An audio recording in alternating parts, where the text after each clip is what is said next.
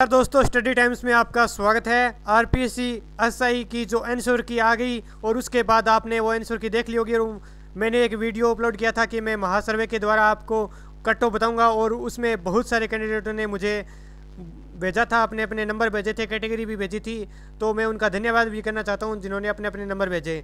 और आपको मैं एक सिलेक्शन की बड़ी खुशखबरी देना चाहता हूं कि अगर आपके पास मार्किंग बन रहे हैं तो और आपका फिजिकल अच्छे से हो जाता है तो आप बिल्कुल एसआई में सिलेक्ट हो जाओगे। ये मैं आपको इस वीडियो के अंदर बताऊंगा और प्रूफ के साथ।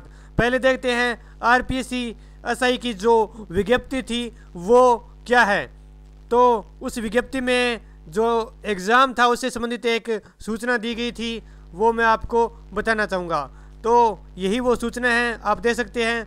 यहाँ पर लिखा है कि candidate who obtain 36% of in each paper and 40% in A grade, यानी प्रत्येक पेपर में 36% पास मार्किंग, जो दो पेपर थे, जनरल हिंदी का था और जनरल नॉलेज एंड साइंस का था, तो 36% प्रत्येक पेपर में अगर बन रहे हैं और टोटल दोनों पेपरों में मिलाकर 40% अगर पास मार्किंग बन रहे हैं तो वो कैंडिडेट इस पेपर में पास है। यानी जिनके नंबर 36% और 40% नहीं बन रहे हैं वो भी चिंता करने की ज़रूरत नहीं है, क्योंकि उनके भी नंबर 1-2 बढ़ सकते हैं।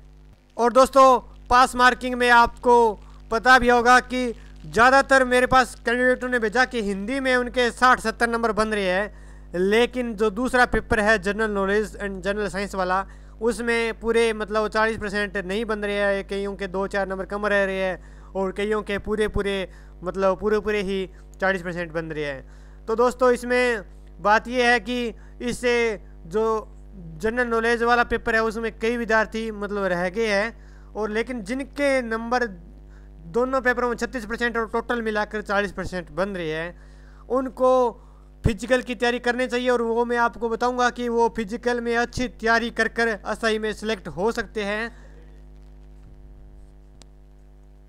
और अगर जिनके 1-2 नंबर कम भी रह रहे हैं 36% से, तो भी वो फिजिकल की तैयारी करें, क्योंकि ज़्यादातर लगभग ऐसा ही होता है कि पहले जो नंबर होते हैं उनसे 1-2 नंबर बढ़ते ही है, और जब रिजल्ट आता है वो तब पता चलता है कि 1-2 नंबर बढ़े हैं। तो वो भी फिजिकल की तैयारी करें, क्योंकि फिजिकल का विशेष महत्व है, वो मैं आपको दिखाना चाहता हूँ। तो आप देख लीजिए, ये फिजिकल की डिटेल है इसमें। और जो मेल कैंडिडेट के लिए वो आप देख सकते हैं, आप खुद समझ जाएंगे इसमें कि 100 मीटर की रेस है इसमें, और 14 सेकंड में अगर 100 मीटर की रेस पार करते हैं तो 40 नंबर बनते हैं। ये देखिए कितना बड़ा इसमें डिफरेंस है नंबरों का, सीधे 40 नंबर बन जाएंगे। तो जब आपके इसमें 36% पास मार्किंग बन रही है और फिजिकल में आप पूरे के पूरे नंबर लेते हो तो आप एसआई थानेदार बन सकते हो। और इसमें आप देख लीजिए 15 सेकंड में पार करोगे तो 25 नंबर बनेंगे, और 16 सेकंड में पार करोगे तो आपके 15 नंबर मिलेंगे, और 16 से कम होंगे तो 0। और लेकिन लॉन्ग जंप है उसमें भी देख लीजिए, अगर आप 14 फीट की लंबी छलांग लगाते हैं तो आपके 20 नंबर बनते हैं, और 13 फीट में 10 नंबर बनते हैं। डिफरेंस बहुत ज़्यादा है 1 फीट का, और वो ऊपर 1 सेकंड का भी नंबरों का फुल डिफरेंस है। और 13 फीट से बिलो रह जाती है तो 0 नंबर है, 13 फीट होनी चाहिए। और जो चिनिंग अप है, यानी आपको ऊपर एक डंडा पकड़कर आपको उसे छूना होता है, ये होता है। और अगर 6 बार आप छूते हो उसे तो आपके 20 नंबर बनते हैं, और 5 बार में आपके 10 नंबर बन जाएंगे। तो ये मेल कैंडिडेट के लिए, और ये आसान है बिल्कुल 6 बार छूना इसको।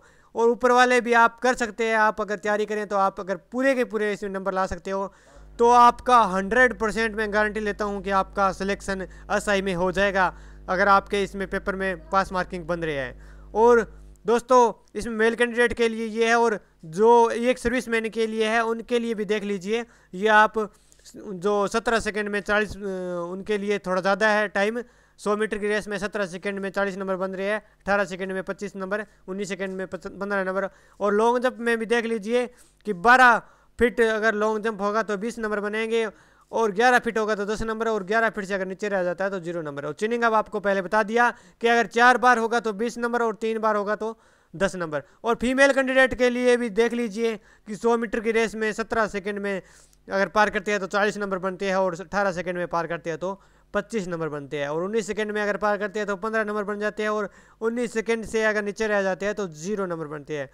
तो और लॉन्ग जंप भी देख लीजिए, लंबी छलांग भी देख लीजिए। 9 फीट में अगर 20 नंबर बनेंगे, 8 फीट में 10 नंबर, और 8 फीट से नीचे 0 नंबर। और जो putting and shot put throw, यानी फीमेल कैंडिडेट के लिए गोला फेंकना होगा। पुटिंग एंड शॉर्टकट थ्रो का मतलब गोला ही होगा, उनको गोला फेंकना होगा, उनके लिए चिनिंग अप नहीं होगा फीमेल कैंडिडेट के लिए। और उनके लिए आपको बता दूं कि 15 फीट लंबी दूरी पर फेंकते हैं तो 20 नंबर बनेंगे, और 14 फीट लंबी दूरी पर 10 नंबर बनेंगे, और 14 फीट से नीचे 0 नंबर।